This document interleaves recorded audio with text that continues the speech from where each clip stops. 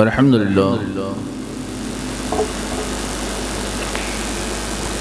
لله وكفى والسلام على عباده الذين اصطفى أما بعد فأعوذ بالله من الشيطان الرجيم بسم الله الرحمن الرحيم يرفع الذين آمنوا منكم والذين أوتوا العلم درجات صدق الله العلي العظيم وبلغنا رسوله النبي الكريم ونحن على ذلك لمن الشاهدين والشاكرين والحمد لله رب العالمين. کچھ ازماروں سے قبل آئیو ہمارا مل کر انتہائی احترام و عقیدت کے ساتھ اپنے اور ساری کائنات کے مرکز عقیدت گنبد خضراء میں آرام فرمانے والے آقا ارواحنا فدا جناب محمد رسول اللہ صلی اللہ علیہ وسلم کی بارگاہ بے کس پناہ جھوم جھوم کر درود پاک کا ہتیاں چکا بازمان پڑھ اللہم صلی علی سیدنا مولانا محمد بعد الجود والکرم والہ الکرام لبارک وسلم صلاة و سلام علیکہ یا رسول اللہ صلی اللہ علیہ وسلم. اللہ تبارک و تعالیٰ قرآن پاک میں ارشاد فرماتا ہے یرفع اللہ الذین آمنوا منکم والذین اوتوا العلم درجات. تم میں سے اے ایمان والو، تم میں سے جو لوگ ایمان لائے اور اللہ نے جنہیں علم عطا فرمایا، اللہ نے انہیں درجوں بلند فرمایا. اللہ نے علم والوں کو بڑی فضیلتیں عطا فرمائی، ان کے درجات کو بلند و بالا فرمایا. دوسرے مقام پر اللہ تعالیٰ ارشاد فرماتا ہے هل يستوي الذين يعلمون والذين لا يعلمون. جو علم والے ہیں اور جو بے علم ہیں دونوں برابر نہیں ہو سکتے. کیا دونوں برابر ہو سکتے ہیں؟ اللہ فرماتا ہے دونوں برابر نہیں ہو سکتے. اور اللہ کے رسول صلی اللہ علیہ وسلم کی حدیث مبارکہ سرکار ارشاد فرماتے ہیں طلب العلم فریضۃ علی کل مسلم. علم کا حاصل کرنا ہر مسلمان پر فرض ہے. علم ایک ایسی روشنی ہے جو بندے کو جہالت کی تاریکیوں سے نکال کر ہدایت کی روشنی میں لے آتی ہے. علم ایک ایسا مینار نور ہے جو ہر ایک کی ہدایت کا ذریعہ بنتا ہے. اگر یہ علم ایک ایسی چیز ہے کہ جو آپ کو اللہ کی معرفت کرواتی ہے. علم ایک ایسی چیز جو آپ کو صحیح اور غلط کے درمیان امتیاز کرنے کی شان عطا کرتی ہے. اگر بندے کے پاس علم ہو تو وہ حق و باطل کے درمیان فرق کر سکتا ہے، صحیح اور غلط کے درمیان فیصلہ کر سکتا ہے. اگر علم ہو تو وہ خود بھی فائدہ اٹھائے، دوسروں کو بھی فائدہ پہنچا سکتا ہے. اللہ کے رسول کی حدیث مبارکہ بخاری شریف کی حدیث ہے، سرکار ارشاد فرماتے ہیں کہ جنہوں نے علم حاصل کیا ان کی مثال ایسے ہی ہے کہ جیسے کہ ایک بارش، یعنی کہ کسی زمین پر، ایسی زمین پر بارش ہوئی کہ جو بالکل اونچی زمین تھی، پہاڑی زمین تھی، ڈھلان والی زمین تھی. اس پر بارش ہوئی، سارا پانی بہہ کر نیچے چلا گیا. نہ خود اس پہاڑی نے اس پانی سے فائدہ حاصل کیا، نہ اس سے کسی اور نے فائدہ حاصل کیا. کہتے ہیں یہ ایسے لوگ ہیں کہ جو نہ خود علم حاصل کرتے ہیں نہ دوسروں کو سکھاتے ہیں.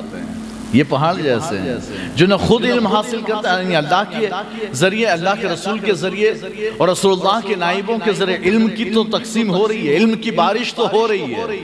لیکن کچھ ایسے لوگ ہیں جو نہ خود سیکھتے ہیں نہ دوسروں کو سکھاتے ہیں.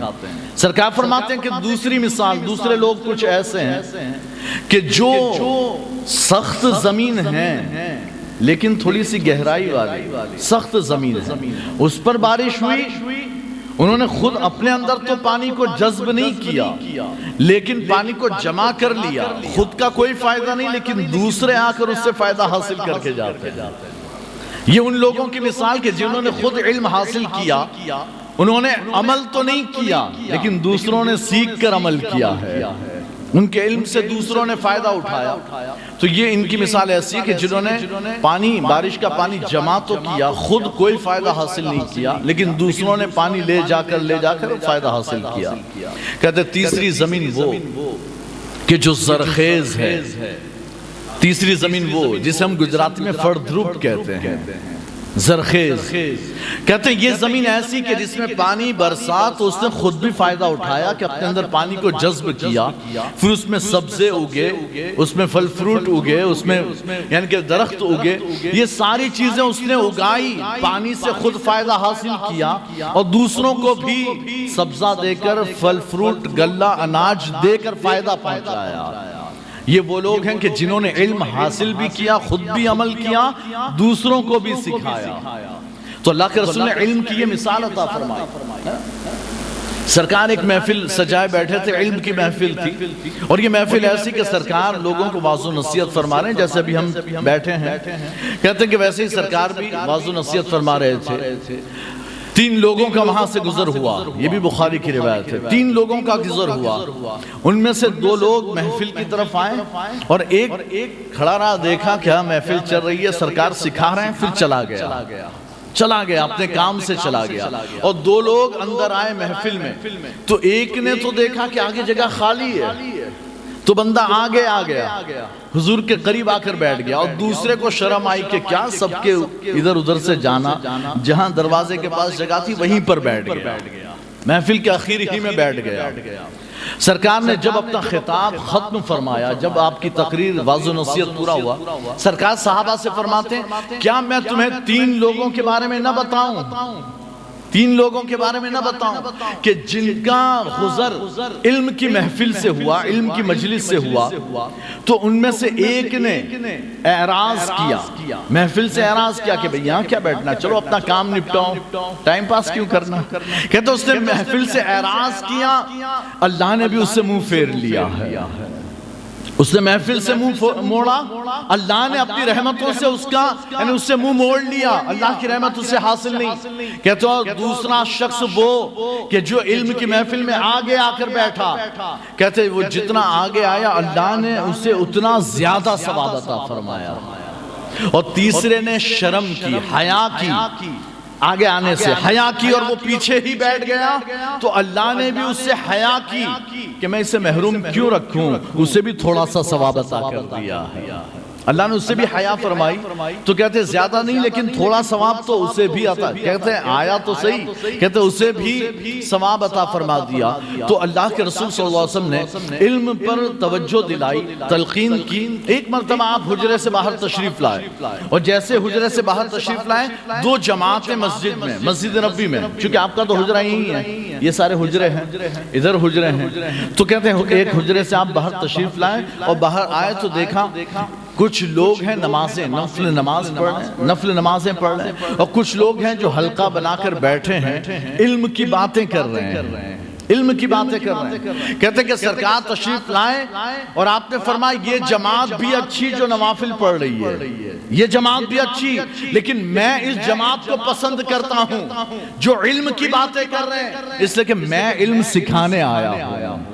بعثت معلما, میں معلم اور استاد بنا کر بھیجا گیا ہوں, تو میرا کام ہی علم سکھانا ہے, تو مجھے پسند, یعنی یہ لوگ بھی اچھے ہیں, یہ اچھے لوگ ہیں کہ نفل نماز پڑھ رہے ہیں, لیکن مجھے یہ محفل پسند ہے جس میں علم کی بات ہوتی ہے.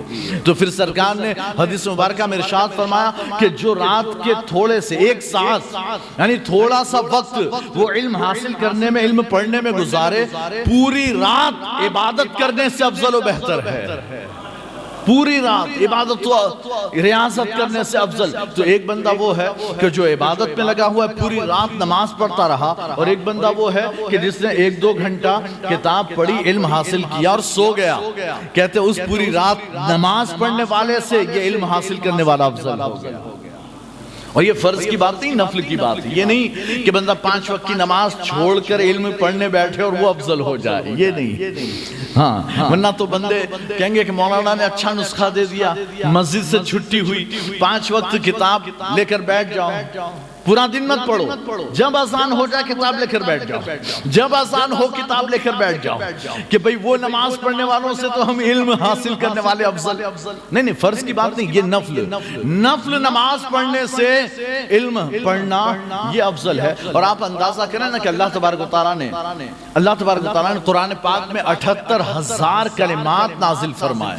قرآن میں جو کلمات ہیں, ورڈز ہیں نا, وہ 78,000 78,000 78,000 کلمات، لیکن ان 78,000 کلمات میں جو پہلا کلمہ اپنے محبوب پر نازل فرمایا وہ تھا اقرا، اے محبوب پڑھیے، اے محبوب پڑھیے، یہ پہلا کلمہ تھا۔ اور اس پہلے کلمے کے ذریعے اللہ نے اپنے محبوب کو بھی تلقین فرمائی کہ اے محبوب آپ پڑھیے، اور اپنے محبوب کی امت کو یہ اشارہ دیا کہ تمہارے لیے سب سے پہلی چیز جو سب سے اہم ہے وہ ہے پڑھنا، وہ ہے پڑھنا۔ اور اسی لیے ہمارا یہ دستور ہے کہ ہمارا بچہ جیسے ہی تھوڑا سا بڑا ہوتا ہے ہم اس کی پڑھائی کی فکر کرتے ہیں، اسے مدرسوں میں مکتب میں بھیجتے ہیں۔ آج کل تھوڑی توجہ کم ہو گئی ہے نا، لیکن ہمارا یہ پہلے سے دستور چلا آ رہا ہے کہ ہمارا جیسے ہی بچہ تھوڑا سا بڑا اور بولنا شروع ہوتا ہے ہم پہلا کام یہ کرتے ہیں کہ بھئی اسے کسی استاد کے پاس بٹھاؤ، کوئی اسے پڑھائے،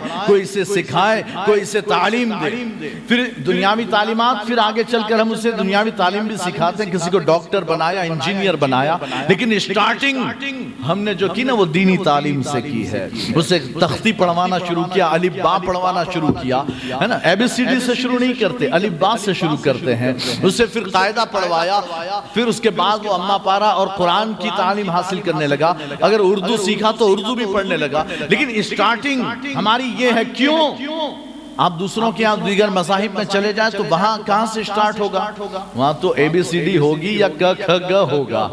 جب بچہ تھوڑا سا سمجھدار ہوا یہیں سے شروعات ہوگی، لیکن ہم نے شروعات قاعدے سے کی، الف با تا سے۔ کیوں؟ اس لیے کہ اس کی بڑی اہمیت ہے، بڑی اہمیت ہے۔ ڈاکٹر بننا منع نہیں ہے، انجینئر بننے سے کوئی ممانعت نہیں ہے، شریعت نے حرام نہیں کہ آپ سائنٹسٹ بنے، آپ ڈاکٹر بنے، آپ انجینئر بنے، آپ کو جس فیلڈ میں علم حاصل کرنا ہو آپ کریں، لیکن پہلا جو آپ کا مقام و مرتبہ بلند کرنے والی چیز ہے اور جو پہلا علم ہے وہ دینی علم ہے۔ اچھا، پھر شریعت نے یہ رکھا، یہ سرکار فرماتے ہیں کہ طلب العلم فریضۃ علی کل مسلم، ہر مسلمان پر علم حاصل کرنا فرض۔ تو کیا مطلب الف با پڑھنا فرض ہے؟ نہیں، الف با پڑھنا فرض نہیں ہے، لیکن الف با پڑھنا تو ہم اس لیے شروع کرتے ہیں کہ ہم قرآن پڑھ سکیں، ہم قرآن کی تلاوت کر سکیں، اس لیے ہم نے وہ سیکھنا شروع کیا۔ لیکن طلب العلم فریضۃ علی کل مسلم، ہر مسلمان پر علم حاصل کرنا فرض۔ اگر کوئی 25-30 سال کا نوجوان یا 50-60 سال کا بوڑھا اگر مسلمان ہو تو ہم اس سے یہ نہیں کہیں گے کہ پہلے الف بے پڑھنا سیکھ، نہیں، ہم کہیں گے پہلے تو اپنے مسائل جاننا سیکھ، پہلے اپنے مسائل سیکھ کہ وضو کیسے کرنا ہے، غسل کیسے کرنا، نماز کیسے پڑھنی ہے، تجھے اپنی زندگی کیسے گزارنی، حلال حرام کیا ہے، یہ پہلے سیکھ۔ قرآن تو بعد میں پڑھنے سیکھنا، قرآن بعد میں سیکھنا پڑھنا، لیکن پہلے تجھے کیا سیکھنا ہے؟ اپنی زندگی کے مسائل۔ تو یہ طلب العلم فریضۃ علی کل مسلم، ہر مسلمان چاہے وہ مرد ہو چاہے عورت ہو اس پر علم حاصل کرنا فرض۔ کون سا علم؟ کہتے ہیں اپنی زندگی کا علم حاصل کرنا فرض ہے، اپنی زندگی کا، کہ جب ایک بچہ ہے جب وہ بالغ ہو تو اس کو پتا ہونا چاہیے کہ وضو کا طریقہ کیا ہے، وضو میں کیا فرض ہے، کیا سنتیں ہیں، اور غسل کا کیا طریقہ، کیسے غسل ہوگا کیسے نہیں ہوگا، کیسے غسل ٹوٹ جاتا ہے کیسے وضو ٹوٹ جاتا ہے، نواقض وضو، نواقض غسل، اور اس کے بعد نماز پڑھنے کا طریقہ، نماز کیسے پڑھی جاتی ہے، اور نماز پڑھنے کے ساتھ ساتھ اسے قرآن کی صورتیں یاد ہونی چاہیے، دعائیں یاد ہونی چاہیے، تشہد یاد ہو، یہ ساری یہ پرائیورٹی ہے، یہ پرائیورٹی ہے۔ تو اگر کسی کو قرآن پڑھتے نہیں بھی آیا، حالانکہ سیکھنا ہے لیکن نہیں بھی آیا تو لیکن یہ ساری چیزیں اللہ کے رسول نے فرمایا فرض ہے۔ اچھا، اب آپ بڑے ہیں تو آپ کاروبار کرتے ہیں تو کاروبار کے مسائل جاننا آپ کے لیے ضروری، آپ اگر جاب کرتے ہیں تو جاب کے مسائل جاننا ضروری، اگر آپ ڈاکٹر بنے تو ڈاکٹر کے مسائل جاننا ضروری، آپ انجینئر ہیں تو انجینئر کے مسائل جاننا ضروری۔ آپ کو کہ ڈاکٹر اور انجینئر کے بھی مسائل آتے ہیں، ان کے بھی مسائل ہیں۔ شریعت نے کسی بھی بات میں ہم کو پیاسا نہیں رکھا، ہر چیز کا علم عطا فرمایا، ہر چیز کا علم عطا فرمایا۔ اب ڈاکٹر اگر دین کا ماحول بھی اگر اس کے اندر ہوگا، وہ دین بھی سیکھا ہوگا تو اسے اندازہ ہو جائے گا کہ ایک ضرورت مند غریب آدمی اگر علاج کے لیے آیا، اس کے پاس ہے نہیں اور اس نے اسے دوسروں سے فیس لیتا ہے، اسے نہیں لی، تو اللہ کل قیامت میں فرمائے گا میرے بندے پر تو نے رحم کیا تھا، جا میں تجھ پہ رحم کرتا ہوں۔ تو نے میرے بندے پر رحم کیا تھا. جب اگر آپ وہ ڈاکٹر بن گیا لیکن بھائی میری فیس تو اتنی دینی پڑے گی تبھی علاج شروع کروں گا ورنہ میں تو علاج نہیں کروں گا, بھگا دیا, تیری اوقات نہیں کہ تم اس سے علاج کروا سکے, آپ نے بھگا دیا, تو آپ سمجھ لیں کہ وہ ڈاکٹر تو ہے لیکن مسلمان نہیں ہے. ڈاکٹر تو ہے لیکن مسلمان, اسلام کی یہ تعلیمات تو نہیں ہے. اللہ نے آپ کو مال دیا, آپ کروڑ پتی ہیں, تو آپ کے بھی مسائل ہیں. اگر آپ نے مال کمایا حلال طریقے سے کمایا کہ نہیں کمایا, یہ بھی مسئلہ ہے کہ کون سا طریقہ کمانے کا حلال ہے, کہاں خرچ کرنا حلال, کہاں خرچ کرنا حرام, یہ بھی تو ایک مسئلہ ہے, یہ بھی تو جاننا ضروری ہے. تو صرف نوٹ چھاپنا یہ کمال نہیں ہے, شریعت کے طریقے پر نوٹ کمانا یہ کمال کی بات ہے. تو آپ اگر کاروبار کرتے ہیں, آپ کی بڑی فیکٹری ہے, آپ کے لیے ضروری ہے کہ آپ عالموں سے رابطے میں رہیں. جو لوگ ہیں اللہ ماشاءاللہ بہت کم ایسے لوگ ہیں جو ہر بات میں مسئلہ پہلے پوچھتے ہیں عمل بعد میں کرتے ہیں. مسئلہ پہلے پھر عمل, پہلے پوچھ لیتے ہیں میں یہ کروں, میں یہ شروع کرنا چاہتا ہوں, ہم یہ طریقہ یوز کرنا چاہتے ہیں, جائز ہے, پہلے مسئلہ پوچھتے ہیں پھر اس کے بعد طریقہ شروع کرتے ہیں, پھر اس کے بعد کاروبار کرتے ہیں. تو یہ جاننا ضروری, ہم انسان ہیں, ہمیں کھانے پینے کی ضرورت, تو ہمارے لیے یہ جاننا ضروری کہ کیا کھانا حلال, کیا پینا حلال, کیا کھانا حرام, کیا پینا حرام, یہ جاننا ہمارے لیے ضروری ہے. یہ ہے دین کا علم, یہ ہے دین. ضروری نہیں کہ آپ بخاری شریف پڑھو تو دین کا علم. اللہ کے رسول نے یہ نہیں فرمایا, سرکار نے فرمایا فریضۃ العلم, طلب العلم فریضہ علی کل مسلم, ہر مسلمان پر علم حاصل کرنا فرض. تو اب سارے ہر مسلمان پر فرض مطلب سارے عالم بن جاؤ نہیں. اللہ نے قرآن میں فرمایا کہ تم میں سے ایک جماعت ہونی چاہیے جو عالم بنے, جو دین کی سمجھ حاصل کرے. سب کو اللہ نے مکلف نہیں بنایا, جیسے نماز سب پر فرض کی, سب کا عالم بننا فرض نہیں کیا کہ سب عالم بن جاؤ, سارے فقیہ بن جاؤ, سب مفتی بن جاؤ. نہیں, اللہ نے قرآن میں فرمایا کہ تم میں سے ایک جماعت ایسی ہونی چاہیے کہ جو عالم بنے, جو فقیہ بنے, جو دین کی سمجھ حاصل کرے, لیکن پھر عوام کو یہ چاہیے کہ وہ ان سے مسئلہ پوچھ کر عمل کرے. تو کھانے پینے میں بھی مسائل ہیں, آپ پوچھ تو لو کہ میں کھا سکتا ہوں کہ نہیں کھا سکتا ہوں. آپ نے ایسے ہی ٹھوس لیا, ایسے ہی ٹھوس لیا. نہیں, کھانے سے پہلے پوچھو یہ کھانا جائز نہیں. ہاں کچھ چیزیں بڑی مشہور ہیں, آپ یہ تو نہیں پوچھیں گے کہ بیگن کھانا کیسا, بٹ آلو کھانا کیسا, یہ تو آپ نہیں, دال چاول کھانا کیسا, بریانی کھانا, یہ تو آپ نہیں پوچھیں گے. لیکن بریانی میں جو گوشت ڈالا گیا وہ حلال ہے یا حرام, یہ جاننا آپ کے لیے ضروری ہے, چاہے وہ چکن کی ہو چاہے کسی کی ہو. لیکن وہ گوشت حلال ہے یا حرام یہ تو آپ کو پتا ہونا چاہیے. آپ مچھلی کھائیں, مچھلی کا مسئلہ کوئی نہیں پوچھے گا, مچھلی کھانا تو جائز ہی ہے, لیکن کیکڑا بھی کھا جاؤ تو پہلے پوچھو کیکڑا کھانا حرام ہے. آپ تو بڑے مزے لے کر بڑا ٹیسٹی ہو, بہت زوردار کیکڑا کھایا, بڑا مزہ آیا. بھئی کیکڑا کھانا حرام ہے, آپ نے کبھی پوچھا کسی عالم سے کہ میں کیکڑا کھاؤں کہ نہیں کھاؤں؟ تو یہ جاننا آپ کے لیے ضروری تھا. لیکن آپ نے تو دیکھا مارکیٹ میں بک رہا ہے, آپ نے خرید لیا. دیکھیں ایسا نہ کریں کہ مارکیٹ میں جو بکتا ہو وہ خرید کر کھا لو, ورنہ یو پی اگر کبھی چلے گئے تو وہاں تو پھر خنزیر کے گوشت کی بھی دکانیں لگی ہوئی ہے. یو پی بہار میں آپ جاؤ تو وہاں تو خنزیر کا گوشت بھی کاٹ کر پیس کر کے آپ کو بیچا, دکان یعنی چھوٹی سی دکان بنا دی ہے, اور وہاں خنزیر کا گوشت ملتا ہے. وہ خنزیروں کو پالتے ہیں, ان کا ایک چھوٹا سا گھر بنایا, چرانے بھی لے جاتے ہیں اور کھلا پلا کر نہلا دھلا کر صاف ستھرے کر کے رکھتے ہیں, اور روزانہ ایک ایک کاٹ کر بیچتے بھی ہیں. تو جو بکتا ہو وہ کھانا اگر آپ نے شروع کر دیا تو پھر ادھر بھی پہنچ جائیں گے. تو کیکڑا کھانا حرام ہے, شریعت نے اسے جائز نہیں رکھا. اللہ کے رسول صلی اللہ علیہ وسلم کی حدیث مبارکہ سرکار ارشاد فرماتے ہیں کہ 2 مردار حلال ہیں, 2 مردار حلال, یعنی 2 ایسا. اگر آپ کے گھر میں مرغی تھی مر گئی, کھانا حرام ہو گیا, اس سے کہ وہ مر گئی ہے. ہاں اگر آپ ذبح کیے ہوتے تو حلال ہوتا. تو مردار حرام, اللہ نے قرآن میں فرمایا کہ مردار حرام ہیں, لیکن سرکار فرماتے 2 مردار حلال کیے گئے, 2 مری ہوئی چیزیں حلال. ایک کیا کہتے ہیں, السمک والجراد, السمک والجراد, یہ 2 چیزیں المیتتان حل, 2 مردار حلال ہیں. ایک مچھلی اور دوسرا ہے ٹڈی.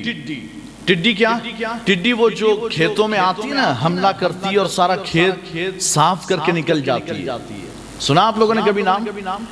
ہوتی تو ہے، آپ نے دیکھی بھی ہوگی، لیکن آپ کو صرف نام نہیں پتا ہوگا، ہو سکتا ہے۔ تو یہ ٹڈی کہ ٹڈیوں کا دل کھیتوں پر سے گزرتا ہے تو پورا کھیت صاف ہو جاتا ہے نا۔ تو یہ یعنی کہ ٹڈیوں سے بچانے کے لیے وہ یعنی کہ چاڑیاں بنا کر بھی کھیتوں میں لگایا جاتا ہے، اور انسان کو بڑی محنت مشقت کرنی پڑتی ہے۔ اگر کبھی ٹڈیوں کا حملہ ہو گیا تو آپ کا سارا کھیت صاف ہو گیا، یوں سمجھے، آپ کے ہاتھ میں کچھ نہیں آئے گا۔ تو یہ ٹڈی کہتے ہیں یہ مردار، اس کو ذبح کرنے کی ضرورت نہیں، ایسے پکڑی آپ نے سیک لی، بھون لی، کھانا شروع، ختم۔ ویسے ہی مچھلی آپ نے پکڑی، پانی سے نکلتے ہی وہ مر جائے گی، آپ گھر لائے اور آپ نے اس کے پیس کی اور تلی، فرائی کی یا بنائی، کھائی، کوئی مسئلہ نہیں۔ لیکن اس کے علاوہ اب مچھلی جائز ہے، دریائی چیزوں میں سے، سمندر کی چیزوں میں سے سرکار نے فرمایا مچھلی حلال۔ تو کیکڑا مچھلی ہے، کیکڑا مچھلی ہے، ہاں، تو سمندر میں تو مگرمچھ بھی رہتا ہے، تو پکڑ کر کھا لو گے۔ سمندر میں تو دریائی گھوڑا بھی رہتا ہے، سمندر میں گھڑیال بھی رہتا ہے، سمندر میں بہت سے جانور ہیں، تو کیا سب کو پکڑ پکڑ کر کھاؤ گے؟ نہیں، سمندر کے مینڈک بھی ہے، تو آپ تو مینڈک کا سوپ چائنا والے پیتے ہیں۔ آپ کبھی چائنا گئے اور دیکھا کہ مینڈک کا سوپ مل رہا ہے، تو آپ نے سوچا ہاں بھائی وہ بھی تو دریائی میں رہتا، پانی میں رہتا، کھاؤ۔ ہندوستان میں کیکڑا کھاتے تھے تو یہاں مینڈک کھانے میں کیا جاتا ہے؟ دونوں میں فرق نہیں، دونوں پانی کے جانور۔ تو کہنے کی بات یہ کہ آپ کو یہ جاننا ضروری ہے کہ کیا کھانا حلال اور کیا کھانا حرام۔ تو کیکڑے سے پرہیز کریں، بچیں، وہ کھانا جائز نہیں ہے، اگر کوئی کھاتا ہو تو چھوڑ دے، توبہ کرے اس سے، ہے نا۔ ہاں بہرحال، اور اسی طرح سے ہم یعنی اللہ کے رسول صلی اللہ علیہ وسلم کو دیکھیں، سرکار نے جنگ بدر کے موقع پر یعنی علم کو اتنی اہمیت دی۔ عرب میں پڑھنے لکھنے کا رواج نہیں تھا، ہاں کسی کو شوق ہوتا تو وہ پڑھ لکھ لیتا، تو اس میں سے کچھ لوگ ایسے تھے جیسے کہ حضرت ابو بکر صدیق ہیں، حضرت عمر فاروق ہیں، یہ چند ایسے لوگ تھے کہ جنہوں نے پڑھنا لکھنا سیکھا۔ مولا کائنات ہیں، حضرت عثمان غنی ہیں، یہ خلفائے راشدین جو نے یہ پڑھنا لکھنا جانتے تھے، انہوں نے سیکھا ہوا تھا۔ اور بھی کچھ ایسے لوگ تھے جو پڑھنا لکھنا جانتے تھے، لیکن بہت کم لوگ۔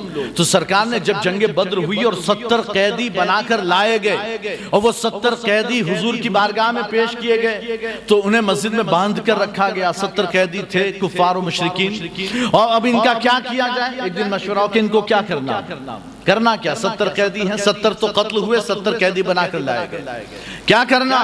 تو بعض نے کہا کہ ہم ان سے فدیہ لے کر ان کو چھوڑ دیتے ہیں، مال لیتے ہیں، چھوڑ دیتے ہیں۔ تو سرکار نے فرمایا یہ اچھی بات ہے۔ کچھ نے یعنی حضرت عمر تھے، حضرت طلحہ بن عبید اللہ تھے، یہ دو ایسے تھے جنہوں نے کہا کہ ہر ایک کو اپنا اپنا رشتہ دار لے، یعنی مسلمان رشتہ دار آپ اپنے غیر مسلم رشتہ دار کو لے کر قتل کر دے، اڑا دے، ہے نا۔ تو گویا کہ حضرت عمر کا جو رشتہ دار ہو حضرت عمر اس کو قتل کرے، ابو بکر کا جو رشتہ دار ہو وہ ابو بکر صدیق اسے قتل کرے، اور حضور کا رشتہ دار حضرت عباس انہیں حضور قتل کریں، جس کا جو رشتہ دار ہوں وہ اسے قتل کرے۔ مشورہ یہ بھی ہوا، لیکن جنہوں نے یہ کہا کہ فدیہ لے کر مال لے کر چھوڑ دیتے ہیں، سرکار نے پسند فرمایا، کہا ٹھیک ہے چلو ایسا کرتے ہیں۔ تو ان کا فدیہ متعین ہوا کہ اتنی رقم ان کے رشتہ دار آ کر جمع کریں اور اپنا قیدی چھڑا کر لے جائیں۔ تو کچھ تو آئے اور آ کر اپنے قیدی چھڑا کر لے گئے، پیسہ دیا چھڑا کر لے گئے۔ کچھ ایسے تھے انہوں نے کہا ہم تو غریب، ہم تو کچھ بھی نہیں، ہمارے پاس کچھ نہیں، ہمارا کوئی رشتہ دار نہیں کہ دے جائے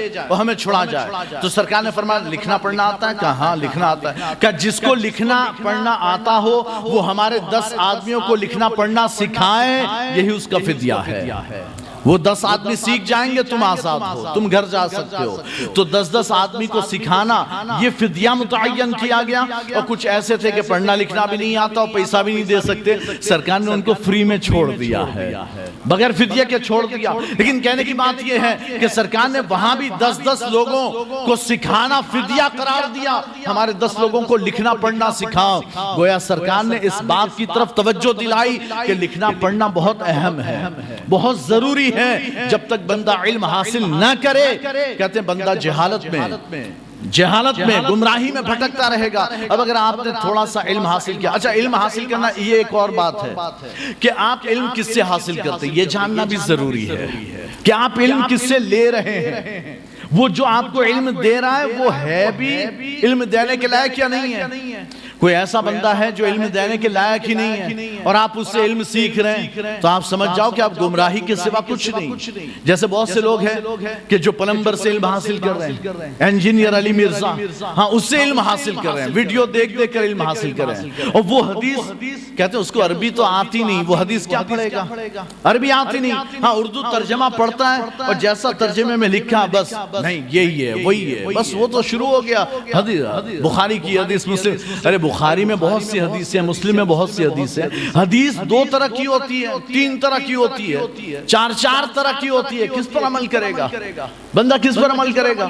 تو کہتے ہیں کہ حدیث کو سمجھنا یہ بھی ایک استاد کی ضرورت ہوتی ہے. اللہ چاہتا نا تو قرآن جو نا لکھا ہوا دنیا میں نازل ہو جاتا ہر لینگویج میں. عرب والوں کے لیے عربی میں نازل ہوتا, انگریزوں کے لیے انگلش میں نازل ہوتا, اور گجراتیوں کے لیے گجراتی میں نازل ہو جاتا, مہاراشٹرین کے لیے مراٹھی میں نازل ہو جاتا, تمل تیلگو والوں کے لیے ملیالم اور تیلگو میں نازل ہو جاتا. یعنی جو جہاں ہوتا اللہ ایک ایک نسخہ نازل کرتا. ایک گجراتی کا قرآن گجرات میں نازل ہوتا, مہاراشٹر میں مراٹھی قرآن نازل ہوتا. اللہ قادر ہے. کیا کہتے ہو, اللہ نازل کر سکتا ہے کہ نہیں کر سکتا؟ ہاں اللہ قادر ہے, کر سکتا ہے, لیکن اللہ نے صرف ایک زبان عربی میں قرآن کو نازل کیا تو صرف کتاب نازل نہ کی, کتاب کے ساتھ کتاب کو سکھانے والا استاد بھی نازل کیا ہے. اور پھر قرآن میں اسے بیان کیا کہ میں نے جو رسول تمہارے پاس بھیجا وہ کرتا کیا ہے, یتلو علیکم, وہ تم پر تلاوت کرتا ہے, وہ کتاب کی تلاوت کرتا ہے تم پر. وَيُعَلِّمُكُمُ الْكِتَابَ وَالْحِكْمَةِ, وہ تمہیں کتاب یعنی قرآن بھی سکھاتا ہے, حکمت کی باتیں بھی سکھاتا ہے. وَيُزَكِّيكُمْ, اور وہ تمہیں صاف ستھرا اور پاکیزہ بناتا ہے. تو اللہ کے رسول خود ارشاد فرماتے بعثت معلما, میں معلم بنا کر بھیجا گیا, میں معلم یعنی استاد بنا کر سکھانے کے لیے بھیجا گیا. تو اللہ نے صرف کتاب نہیں, کتاب کے ساتھ ایک استاد بھی بھیجا.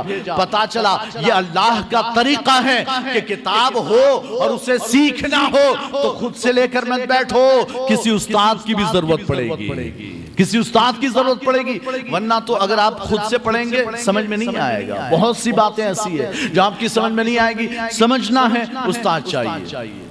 آپ کو ٹھیک میں منع نہیں کرتا کہ آپ نہ پڑھیں, آپ پڑھیں, لیکن فائدہ آپ ڈائریکٹ اس پر عمل شروع نہ کر دیں. ہاں میں نے حدیث دیکھی, آج کتنے ایسے نوجوان کالج یونیورسٹی میں پڑھنے والے رفع یدین شروع کر دیا. پہلے تو وہ ہاتھ یوں باندھتے تھے, اب تو پھر اس کو دیکھ دیکھ کر ہاتھ یوں باندھنے لگے. اللہ کی قسم ایک حدیث دکھا دو کہ جہاں یہاں بازو پر ہاتھ باندھنے کی حدیث موجود ہو, ایسی تو کوئی حدیث ہی نہیں. ہاں حدیث ہے, امام ترمذی نے دونوں باب باندھے, فوق السرہ و تحت السرہ, ناف کے اوپر ناف کے نیچے. سینے کی تو کوئی حدیث ہی نہیں, وہ حدیث میں ہے تحت صدر ہی, سینے کے نیچے, فوق السرہ ناف کے اوپر.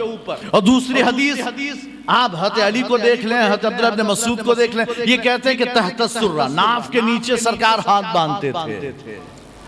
یہ رفع یدین ہاتھ بار بار اٹھاتے ہیں, سرکار نے یہ بھی فرما دیا. ایسا نہیں کہ سرکار نے نہیں کیا, سرکار نے کیا, سرکار نے رفع یدین کیا. اللہ اکبر کیا کیا کھڑے ہوئے, پھر جب رکوع میں جانا تھا اللہ اکبر کر کے رکوع میں گئے, پھر اللہ لمن حمدہ, پھر ہاتھ اٹھائے, پھر سجدے میں گئے. ایسا بھی کیا ہے, یہ میرے محبوب کی ادا ہے.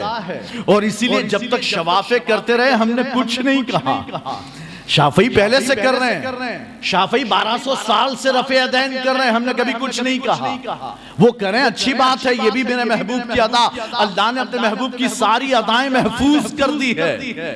سرکار نے ناف کے نیچے باندھا ہاتھ تو احناف کو اللہ نے پیدا کیا کہ ناف کے نیچے ہاتھ باندھے, اور ناف کے اوپر باندھا ہاتھ تو اللہ نے شوافع کو پیدا کیا کہ وہ ناف کے اوپر باندھے. لیکن یہ کہ آپ اپنے سے سوچ لیں کہ آپ حنفی ہیں اور حنفیوں کا پھر رفع یدین کریں. کیوں کہتے اس لیے کہ میں نے حدیث میں پڑھا, تو حدیث میں عبداللہ ابن مسعود کی حدیث سن کہ عبداللہ ابن مسعود وہ صحابی کہ جن کے بارے میں اللہ کے رسول نے فرمایا دین سیکھنا ہو تو عبداللہ ابن مسعود سے سیکھو. تو عبداللہ ابن مسعود بھی اور حضرت علی مولا کائنات بھی, آپ کبھی بھی اپنے ہاتھوں ہاتھوں کو بار بار نہیں اٹھاتے، ایک ہی بار. اور سنن ابن ماجہ میں سرکار نے فرمایا کہ یہ یعنی سرکار نے دیکھا کچھ صحابہ رفع یدین کر رہے تھے، بار بار ہاتھ اٹھا رہے تھے. سرکار نے فرمایا یہ گھوڑے کی دم کی طرح کیا بار بار ہاتھ ہلاتے رہتے ہو؟ گھوڑے کی دم کی طرح کیوں یہ ہاتھ اس طرح اٹھاتے رہتے ہو؟ نہیں، نماز میں سکون و وقار کے ساتھ رہو. تو عبداللہ ابن مسعود حضرت علی کہتے ہیں کہ اللہ کے رسول نے بھی ایسی نماز پڑھی اور ہم نے بھی ایسی نماز پڑھی کہ ایک بار پہلی مرتبہ اٹھایا ہاتھ، اس کے بعد پھر پوری نماز میں ہاتھ نہیں اٹھایا. تو ہم کو یہ کرنا ہے، اس پر عمل کرنا ہے. اللہ تبارک و تعالی ہمیں علم سیکھنے کی توفیق عطا فرمائے. وآخر دعوانا الحمدللہ رب العالمین. السلام علیکم ورحمۃ اللہ وبرکاتہ.